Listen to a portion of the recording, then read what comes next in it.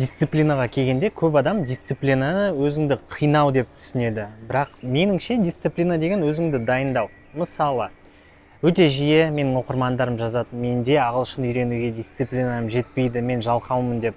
Бірақ сіз өзіңізге мен шаршадым ба деген сұрақты қойдыңыз ба? Мүмкін сіздің әшейін энергияңыз жетпейді. Көп адам дұрыс ұйықтамайды, өте көп уақытын телефонға қараумен өткізеді, және сол телефон бүкіл допаминіңізді жеп қояды. Допамин деген ол біз мысалы жақсы іс істесек, бітірсек шығатын гормон. Сол үшін менің сізге беретін кеңесім, бүгін сіз қолдана алатын, өзіңізді кінәлаудың орнына ең алдымен жақсылап ұйықтаңыз. Бүгін кемінде төсекте 8,5 сағат өткізіңіз, сонда шамамен 8 сағат таза ұйқы болады. Одан көп болса да болады. Және екіншісі, телефонға азырақ қараңыз, және ақырындап дисциплинаңыз пайда болады.